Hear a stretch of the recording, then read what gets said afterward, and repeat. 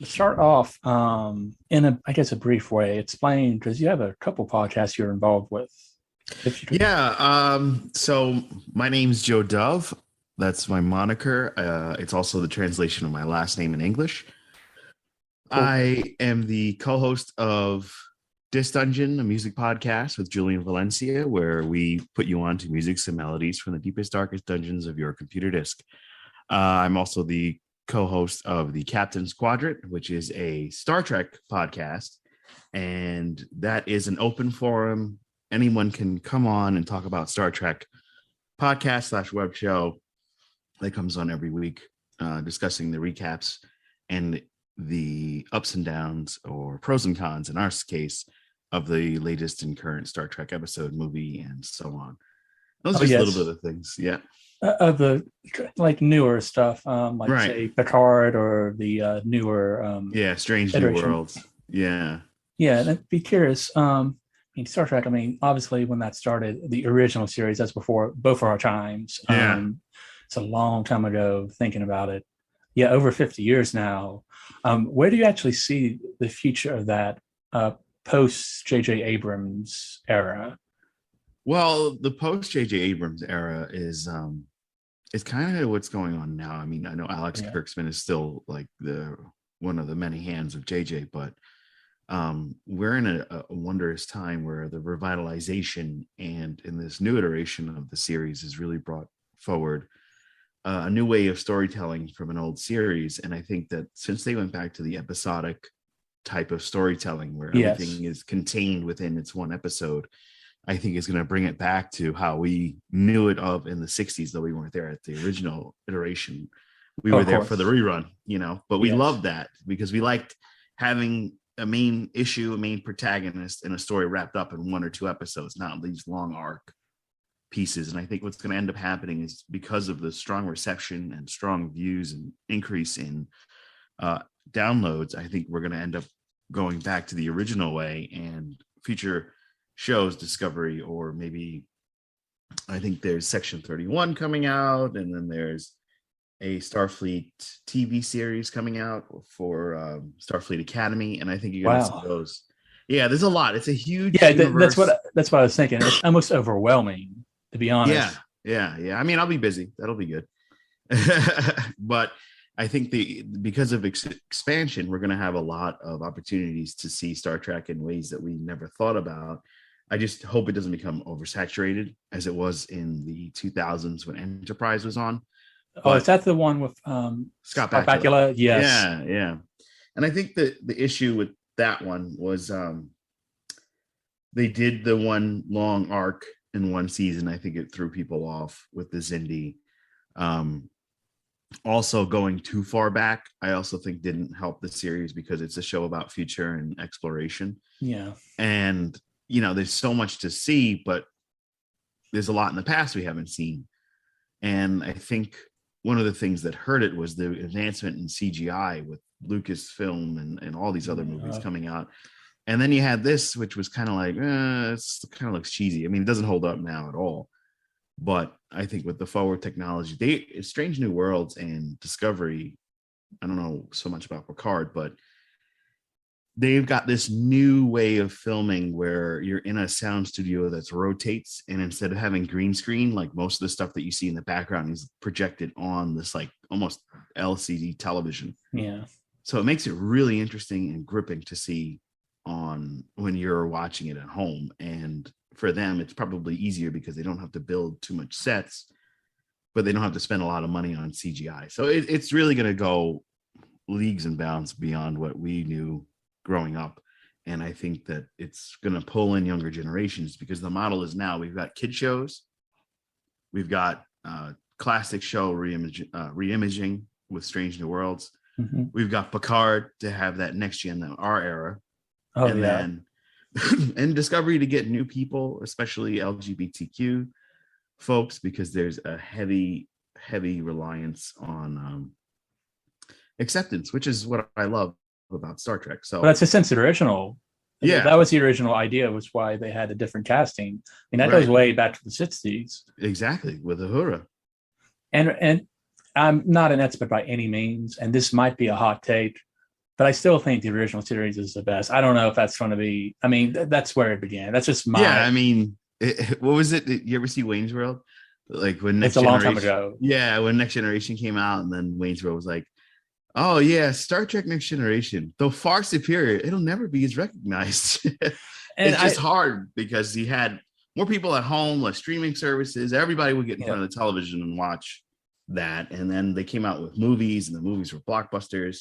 And ticket prices are cheaper. So that meant more people went to see it, even though there was less ticket price, and some people went to see it again and again. So, you know, it's hard to catch up to that base. So I understand your perspective. It's hard to no, see, you know.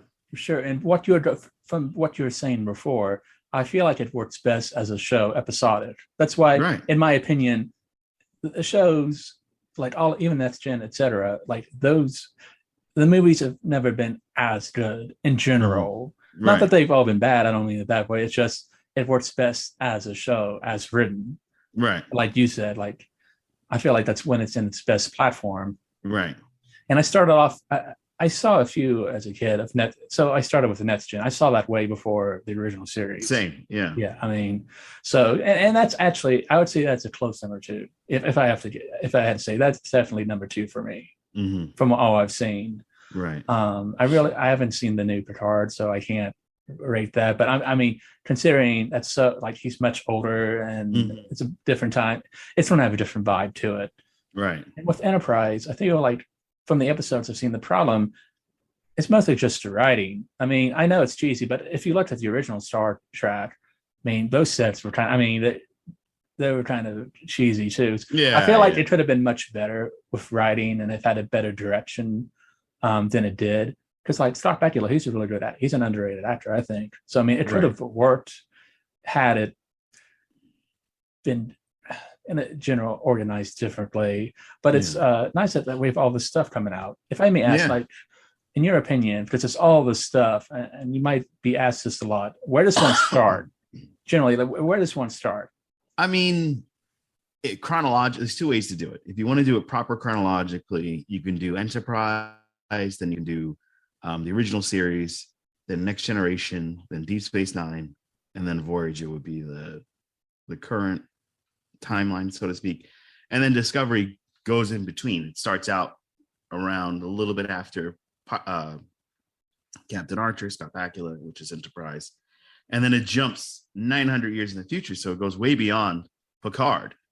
So that's probably the most futuristic one. And then you can watch if you have little kids and you want to get them into it, you have Star Trek Prodigy and Lower Decks, which are cartoons. There's some suggestive things in the Lower Deck show, but Prodigy is a great way to bring Star Trek into the masses for children. And it was a smart plan, and it's working because Prodigy is also well received. So that's the chronological way. For me, if you want to do it the way it was, you do original series, movies, Next Generation, movies, Deep Space Nine. There's no more movies. Then Oh yeah, Voyager, then Enterprise. and that takes a lot of time. I mean, Yeah, just for anyone, this is a lot Yeah, of time. yeah, it's a lot of TV. I feel like it's. I know it's different. Like I'm thinking of the English, like with Doctor Who. That's kind of I always kind of saw that like the English Star Trek kind of in a way of a sci-fi. Yeah, they're very parallel. Yeah, it is, but with that, I mean, really, I mean, that takes it'd be almost impossible to watch all of the original series and the new one. Like time wise, very few people. That's a dedication. Yeah, that's a dead. I mean, what they're doing now is they're taking, since they have all the audio tapes for the shows because they filmed audio and visual separately and then sync them. You can go back and watch cartoons of the original first couple of sets of Doctors, and the fourth Doctor on, they still have all the footage of both. Yes.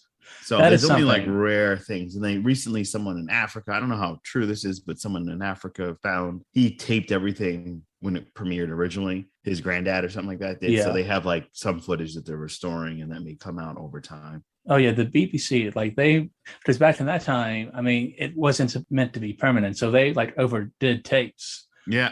Is there any like issue? Has that happened to any of the old Star Trek, or do we have them all? No, we have them all. It's just that's good. So they revitalized. You have the 4K versions of the original series that you can watch on Paramount. And then they did Next Generation because everything was done on film up until Enterprise. So you can go back and watch the original series and the Next Generation redefined and have great imagery with touch-ups digitally in full like widescreen format. But then after that, it's kind of like this fuzzy, very limited square box.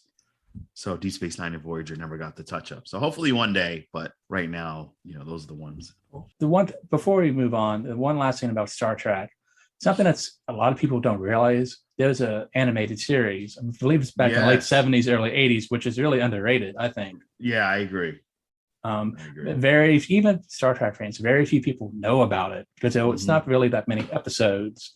And I don't even know if you can really, it might be on YouTube. I mean, I don't even know if it's officially it's available on Paramount Plus.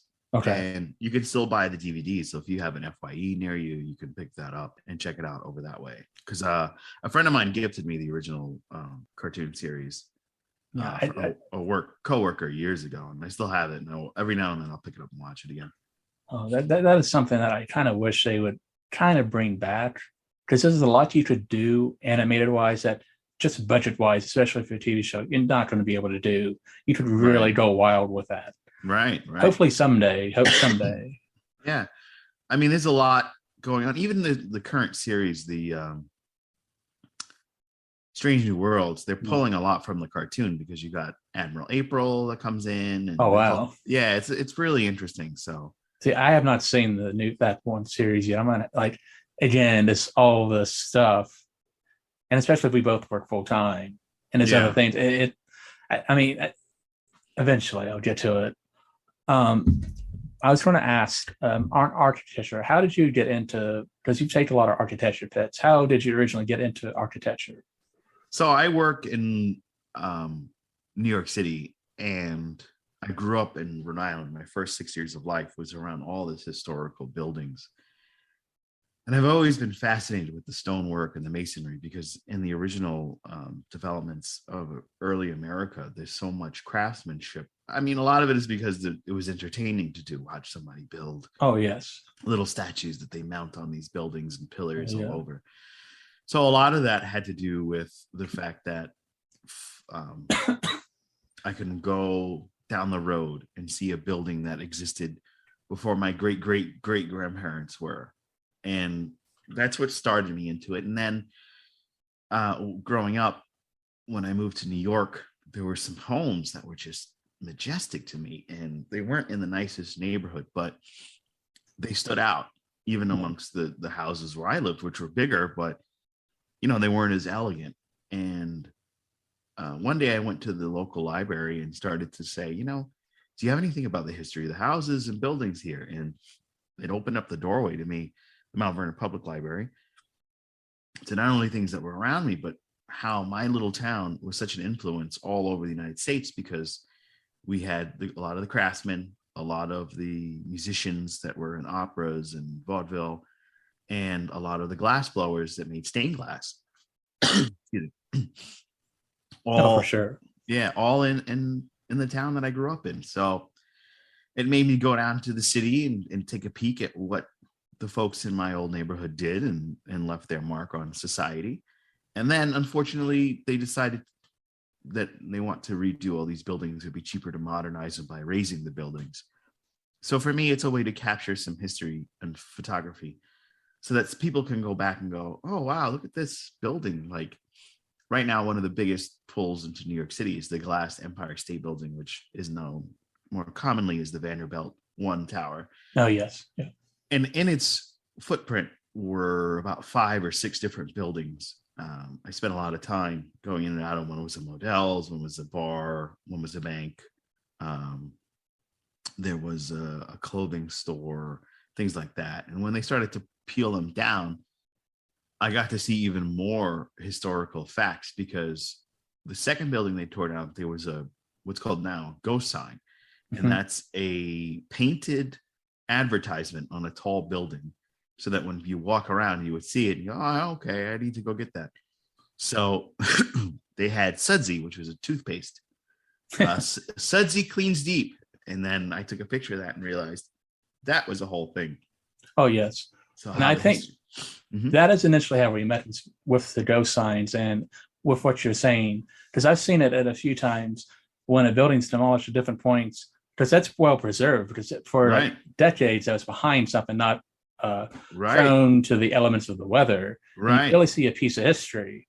So in that case, ghost signs are something that, I mean, sometimes if they're really bad and repainted, I understand, and that's cool. It just that's something over time that it's kind of like an erasing part of our history. Right. It's not permanent, and really buildings aren't either. Hmm. Which unfortunately, even in a place like New York City, I mean, a lot of times seems to demolish that. Well, a lot that shouldn't be, like the old train station depot that was before our time, but I Right. know because that was demolished, that the preservation was really after that point Hmm. heightened. Maybe you know more about it. It's Yeah, essential. the old Penn Station was this Yes. beautiful designed building. They still have a piece of it left. It's also the post office, and you can see that on 10th Avenue in 9th and 10th Avenue in New York City. It's a huge square block. But the original Penn Station and now Pennsylvania Hotel were some of the most beautiful, iconic designs in New York City. And once they got demolished, the families of the architectures got together and said, okay, we need a historical society to preserve some of this history. Yeah. But money trumps all. So even though certain things have historic placards and markings, they keep the plaques, destroy the buildings, and then build these glass buildings and put the plaque back and say, hey, this used to be, Yeah. Unfortunately. Yeah. So you're right. Currently, the plan is they're going to raise the Pennsylvania Hotel and Really. and the adjacent building. So I have some photos of that I took. Because That I've seen what you're talking about, the original, because I saw the original section of where that was, the Mhm. original Penn Station. Right. Should that is that going to be demolished, or that should that No, is that stays the original. okay? The pen part that the actual original station was raised a long time ago. It's not Madison Yeah. Square Garden. Yeah. So all these trains that they moved underneath the garden is pretty cool. But the the other Penn Station stayed, like half of it, so to speak, and a lot of the area around it was destroyed to make way for newer buildings. Um, Hmm. but it's still worth coming into, and they did a lot of work to preserve it, and they did a lot of work to make it modern on the inside. So you can go into the Pennsylvania Station. My boss actually put me onto it. They have this open roof where it's all glass Oh in wow. the old building, and you could see all the giant towers that surround the station because they built what's now known as Hudson Yards. That used to be an empty space of just some really old but beautiful buildings that all got raised, and they made these modern things like the vessel and uh, the edge, the entirety of Hudson Yards. You can see from a bird's eye view in this building that is currently Penn Station. Oh yeah. I need to visit New York City again. I highly suggest anyone listening. I mean, it's worth at least once if you have it, or multiple times. Because I was there a few days, and that's even then that's not enough. No, no, I mean, it's it's not. definitely a two week tour. If that, Yeah, really, yeah. especially if you're including like Queens, Brooklyn, Right, those parts of town outside of right. Manhattan. Yeah, I mean, if you take the train right over to Brooklyn, they have the old school Domino Sugar Factory, which is now an art space, Oh an art wow. loft. Yeah, and they had different large pieces of art in the center of it because it's such an open spaced building. And a lot of the Domino Sugar Factories, I think they're all gone actually now, but a lot of them just closed up and were left for urban explorers to go in, and you could see a lot of the old um, green screen maps and IBM computers just doing all the data, and some of that stuff still works. It's Oh amazing how wow. durable. Yeah, So some of that stuff that's 40 plus years old. right. And it's just how durable they built those things back then. It's just a marker of history, even our technological prowess.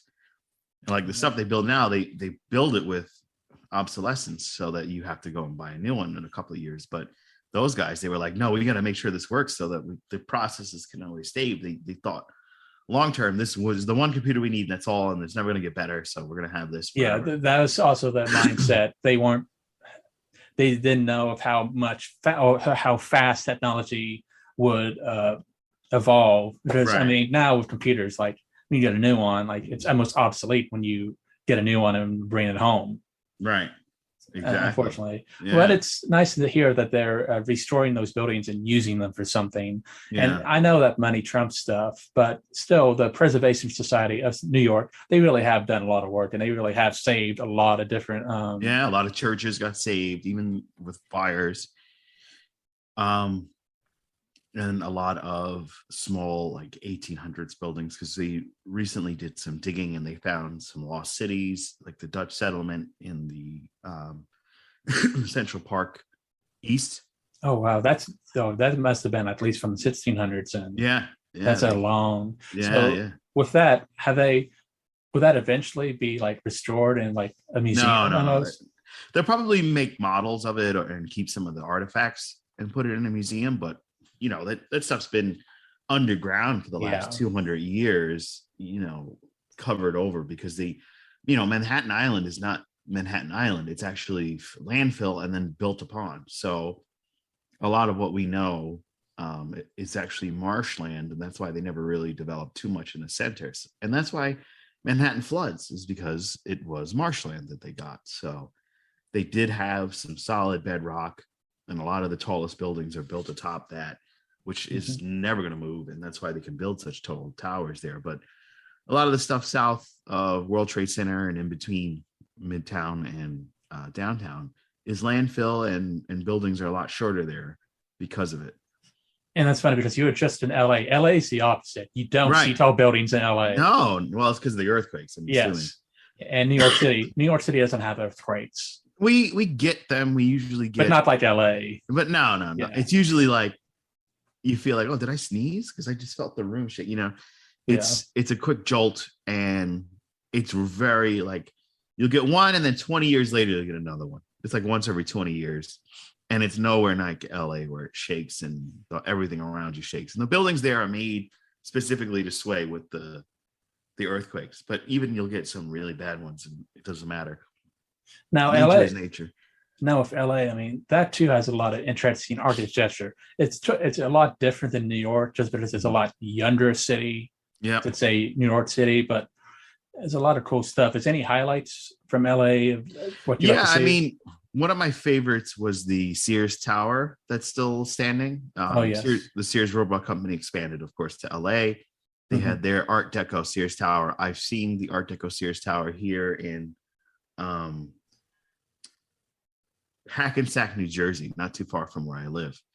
And unfortunately, they kind of sealed up all the beautiful architecture that was in that tower. But on the outside, you could still see some of it. But the one in California is still majestic, to the point so where instead of raising it, they're actually just raising the old warehouse and then turning that into lofts and stores and coffee shops and opportunities for those that are trying to build on something else. Yeah.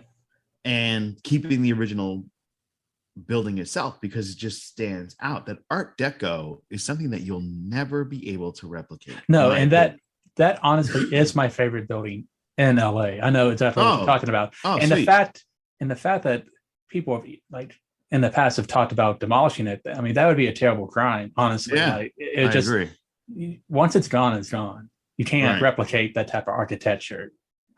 But LA, I mean, obsolete too. With the architecture, you have to think the weather's totally different. Right. LA is just all year round, like hot, or dry. just in the 70s. I mean, it's never. It doesn't snow in LA. No, rarely. No. Yeah, rarely if it does. And that was the original issue with a lot of the old homes of Westchester and New York, is because they were built with square, like the French Second Empire houses. Yeah, they were built with these decored turrets and flat roofs.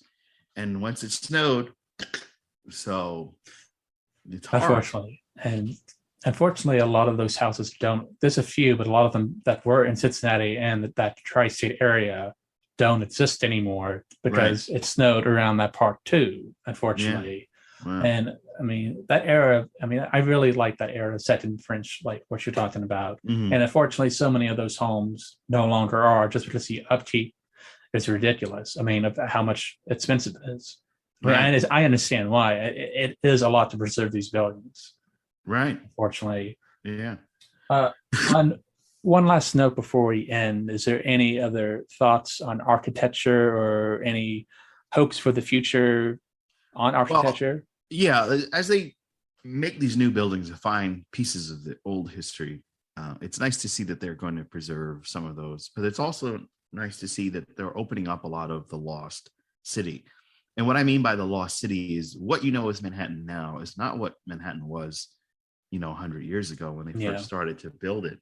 Like what we know is the amber of architecture in New York City, and that's the public library in Bryant Park, used to be the Crystal Palace, used to be the Croton Reservoir, and it's gone through a lot of iterations. And when the plague hit, the Spanish plague, it was a Popa grave, and the park that people go and do yoga, you're doing yoga over graves of people that couldn't afford and their own cemetery. But then they're finding a lot of the men who built America / the architect club space, and these are areas within the buildings that they realized were false walls and rooms that these guys used to meet in. And a lot of those are being preserved and turned into